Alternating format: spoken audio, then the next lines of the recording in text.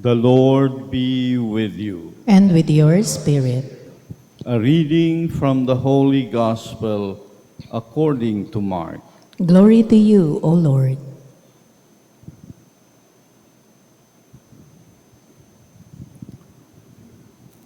When Jesus saw the vast crowd, his heart was moved with pity for them, for they were like sheep without a shepherd. And he began to teach them many things. By now, it was already late, and his disciples approached him and said, "This is a deserted place, and it is already very late. Dismiss them so that they can go to the surrounding farms and villages and buy themselves something to eat." He said to them in reply, Give them some food yourselves." But they said to him, "Are we to buy 200 days' wages worth of food and to give it to them to eat?" He asked them, "How many loaves do you have? Go and see." And when they had found out, they said, 5 loaves and 2 fish. So he gave orders to have them sit down in groups on the green grass. The people took their places in rows by hundreds and by 50s. Then taking the 5 loaves and the 2 fish, and looking up to heaven, he said the blessing, broke the bread, and gave them to his disciples. And he set them before the people. He also divided the 2 fish among them all. They all ate and were satisfied, and they picked up 12 wickers, basketful of fragments, and what was left of the fish. Those who ate of the loaves were 5,000 men. The Gospel of the Lord. Praise to you, Lord Jesus Christ.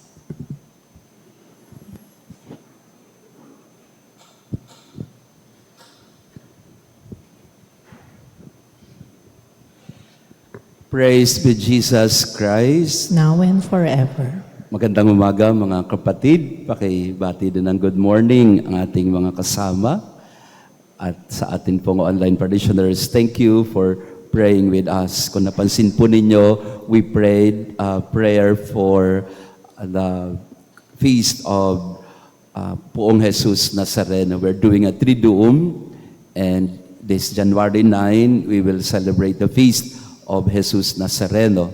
And Father Jade, the rector of Quiapo, asked me to preside in the 4 a.m. Mass sa January 9. No? So, hindi ko na alam kung magigising ako ng maaga. No? Kaya, so, we are now preparing for this great feast. Kung napapansin ninyo, kaliwat kanang mga andas ng Poong Nazareno ang dumadaan sa atin, mga replica and images, because we know that this devotion is really close to us Manileños, if not us Filipinos.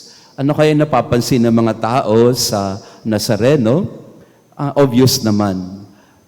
Napakaraming mga deboto sapagkat lahat may hinihingi o lahat may ipinagpapasalamat. Kaya natuwa din po ako kay Bishop Rene Mayugba. He was with us yesterday and sabi niya, magpapasalamat din ako kay Nazareno. So magmimisa din siya. And nagmisa siya ngayon, no? Around 6 o'clock in Quiapo. Kasi sabi ni Bishop kahapon sa akin, gusto ko ring magpasalamat kay Poong Nazareno. Marami tayong mga hinahanap kay Jesus. At yun ang ebanghelyo din natin ngayon. Napakaraming mga tao ang dumudumog kay Jesus. Yung debosyon ngayon na nakikita natin, hindi naman original ito sa atin. Kahit sa panahon pa sa ebanghelyo ni San Marcos sa araw na ito in Mark chapter 6, we saw how people flock to Jesus. Vast crowd ang description ni San Marcos. Vast crowd, numbering at least sa pinakain mga 5,000, pero definitely higit pa sa 5,000 yung mga pumunta kay Jesus, na lahat sila ay gustong makahingi ng isang bagay, mapagaling, maibsan ng kanilang paghihirap. At yes, dahil nagugutom, nakita ni Jesus ang kanilang kagutuman, kaya sabi sa kanya, mga alagad, give them some food yourselves. Anong meron kayo? At meron silang 5 tinapay, 2 isda, at mula doon ay napakain ang mga libo-libong mga tao. And Jesus is manifesting to us, showing to us the heart of God. The main quality, the fundamental quality of God is mercy. In our gospel today, Jesus is showing us in a very concrete way the mercy of God, the heart of God, the compassion of God for all humanity.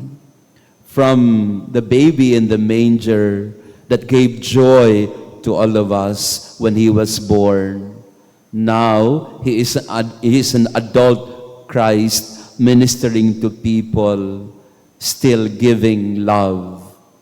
Kung sa sabsaban, at alam niyo naman yung manger, ito yung lugar kung saan pinapakain ang mga hayop. So parang yung sanggol, siya ang pagkain. At ngayong malaki na siya naman ang nagbibigay pagkain. And a little bit later, siya naman ang ihahain.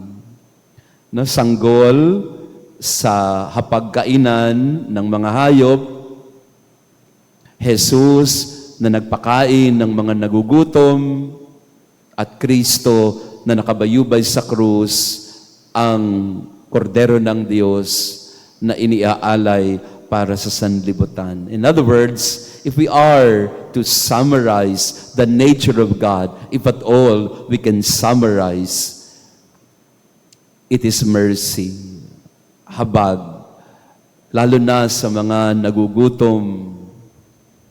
And this is what our world today needs. People who are merciful like Jesus. In our poverty, we can also feed others. We bring our poverty so that Jesus can transform it into plenty. 5 tinapay lang, 2 isda, pero napaparami ng Diyos yan. Wag natin laging maliitin yung ating kakayanan o yung ating mga limitasyon o karukhaan. We don't give and feed from our bounty. We feed from our own limitations, from our own poverty. At yun po, inuulit-ulit ko po ito kasi napakagandang apostolado po natin ang ginagawa nating pagpapakain. No, mula pa ho kay Father Dave, isang kanin, isang ulam na tayo, and up to this day, nagpapakain po tayo. And good news po dahil nakahanap tayo ng isang site to become the drop-in center of persons in street-dwelling situations.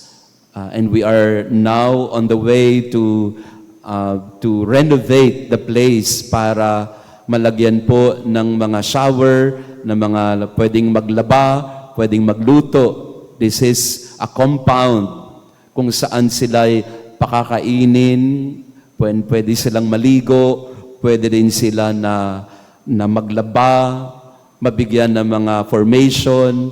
So nagpapakain po tayo, hindi na lang basta nagbibigay ng pagkain, kung hindi ngayon, papakainin din natin ang kanilang isip, kanilang puso, ang kanilang pagod na katawan. And this is something exemplary. In our limited resources, we are able to feed the hungry, not just the hungry in stomach, but also the hungry in terms of self-worth and dignity.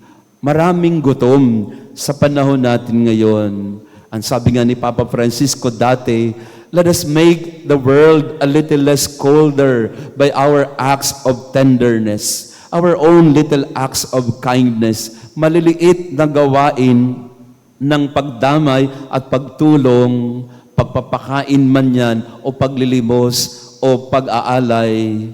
Ito'y mga maliit na gawaing nagpapawi ng kagutuman ng mundo, and we make the world a little less colder by our warmth and tenderness.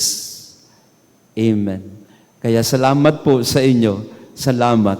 Kasi tuloy-tuloy tayo na nagbibigay sa mga tao ng pangpawi ng gutom. Kahit tayo rin mismo, may sarili tayong mga kagutuman. Pakitingnan nga ang katabi natin, tanungin mo nga, gutom ka na? Ako excited ako sa breakfast ngayon, may magpapa-breakfast. No? So lahat tayo, nagpaparinig lang ako, baka i-cancel.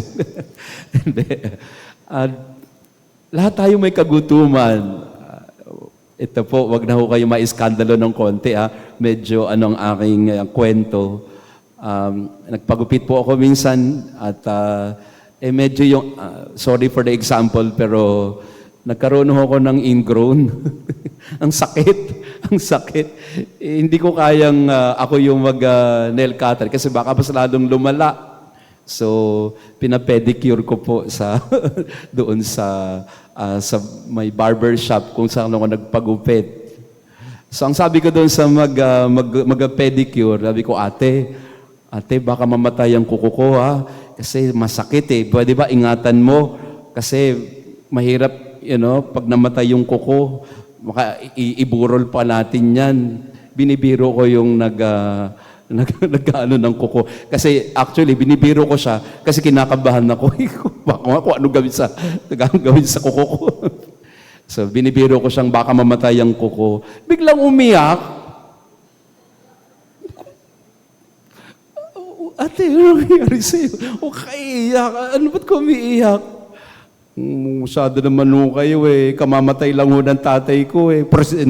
Namatayan pala siya. So sabi ko, huwag ka na mag-alala. Bibigyan kita ng tip. Binibiro ko siya yung pala, matindi yung pinagdadaanan. Binibiro ko siya sa patay na kuko, ang pinagdadaanan niya ay patay na tatay. So kinausap ko na siya, kasi baka biglang yung gawin sa pako eh. So sabi ko sa kanya, huwag ka na iiyak. Kasi pag umiiyak ka, hindi ka makakonsentrate. Tigil ka muna. So pinatigil ko muna. Anong gusto mo? Kumain ka muna kaya? Yan. Bumili ka muna ng Jollibee.